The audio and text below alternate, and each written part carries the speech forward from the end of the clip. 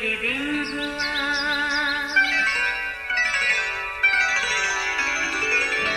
نیا پھر دن ہوا، پرانی رات کا کرے سو شکر ہم خدا کی ذات کا، خدا کی ذات کا نیا پھر دن ہوا۔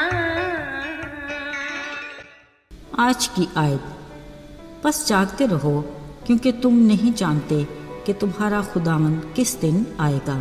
متی 24 باب 42ویں آیت۔ عزیزو، خوشیوں کے کئی رنگ و روپ ہوتے ہیں جو اپنی جگہ سبھی دلکش ہیں، مگر شادی بیاہ ہمارے معاشرے کی ایسی خوشی ہے جو خوشیوں کی فہرست میں سر فہرست ہے۔ شادی بیاہ کی تیاری میں کئی مہینے لگ جاتے ہیں، جس کا زیادہ اہتمام شادی پر بلائے مہمانوں کا ہوتا ہے۔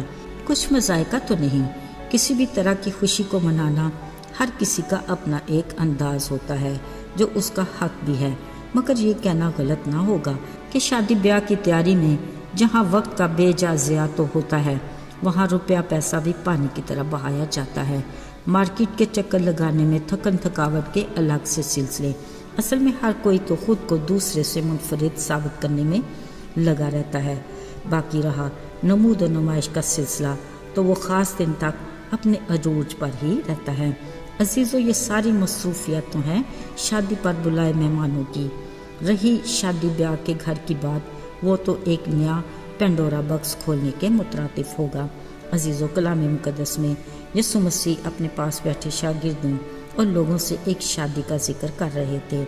اب کچھ اس شادی پر بلائے مہمانوں کی تیاری کی بات بھی کرتے ہیں۔ یسوع نے کہا، آسمان کی بادشاہی ان 10 کنواریوں کی مانند ہے جو اپنی مشلیں لے کر دولہا کے استقبال کو نکلیں۔ ان کنواریوں میں 5 بے وقوف اور 5 عقل مند تھیں۔ اب ان کی تیاری کیسی تھی؟ ہوا یہ کہ جو بے وقوف تھیں انہوں نے مشلیں تو لے لیں، مگر ان مشلوں کو دیر تک روشن رکھنے کے لیے کپیوں میں تیل نہ لیا۔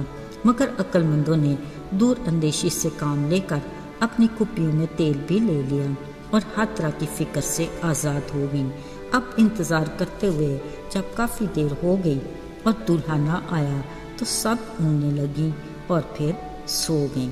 پھر اچانک آدھی رات کو دھوم مچی کہ دیکھو دولہا آ گیا، اس کے استقبال کو نکلو۔ یہ سنتے ہی سب کنواریاں اٹھ کر اپنی اپنی مشنیں درست کرنے لگیں۔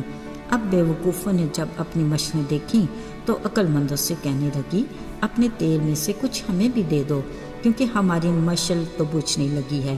عقل مندوں نے کہا، شاید ہم دونوں کے لیے تیل کافی نہ ہو، بہتر ہے بیچنے والوں کے پاس جا کر مول لے لو۔ جب وہ جا رہی تھیں تو عین اس وقت دولہا آ گیا۔ اب جو تیار تھیں وہ اس کے ساتھ شادی کے جشن میں اندر چلی گئیں اور دروازہ بند ہو گیا۔ باقی جب آئیں تو کہنے لگیں، اے خداوند، ہمارے لیے بھی دروازہ کھول دے۔ مگر اندر سے جواب آیا، میں تمہیں جانتا ہی نہیں۔ بیچاری بے وقوف کنواریاں وقت پر پوری تیاری نہ ہونے کی وجہ سے رہ گئیں۔ عزیزو، اس ساری گفتگو کا حاصل کلام یہ ہے کہ جاگتے رہو، کیونکہ نہ تو تم اس دن کو جانتے ہو نہ اس گھڑی کو۔ اصل میں یہ وارننگ ہے جس پر ہم سب کو سنجیدگی سے سوچنے کی ضرورت ہے۔ یقیناً یاد ہوگا کہ جب یسوع مسیح مردوں میں سے جی اٹھا، شاگردوں کے ساتھ وہ بہت سو کو نظر آنے کے بعد جب آسمان پر زندہ اٹھائے گئے، اس وقت فرشتوں نے شاگردوں کو کہا تھا کہ جس یسوع کو تم یوں آسمان پر جاتے دیکھ رہے ہو، اسی طرح تم اسے دوبارہ آتے دیکھو گے۔ مگر اب جب ابن آدم اپنے جلال میں آئے گا تو سب فرشتے اس کے ساتھ ہوں گے، تب وہ اپنے جلال کے تخت پر بیٹھے گا۔ خدا کے کلام کے مطابق اس دن اور اس گھڑی کی بابت کوئی نہیں جانتا سوا باپ کے، اس لیے خبردار کیا گیا ہے کہ جاگتے رہو، کیونکہ ہم نہیں جانتے کہ ہمارا خدا کب آئے گا۔ اب اس کے لیے کس طرح کی تیاری کی ضرورت ہے؟ روحانی طور پر جاگنا، دعا کرنا، پوری تیاری میں رہنا، یعنی ہماری مشلیں جلتی رہیں اور کپیوں میں تیل بھی بھرا رہے۔ عزیزو، آسمانی بادشاہی کی ضیافت میں شریک ہونے کے لیے یہی ہے ہماری تیاری کہ ہم اپنی روحانی زندگی میں ہوشیار اور بیدار رہیں اور ہر وقت اپنے خداوند کے استقبال کے لیے تیار رہیں۔ یاد رہے، خدا نے اپنے ایماندار لوگوں کو خبردار کر دیا ہے کہ ہر وقت تیار رہو، کیونکہ جس گھڑی تم کو گمان بھی نہ ہوگا ابن آدم آ جائے گا۔ آئیے دعا کریں۔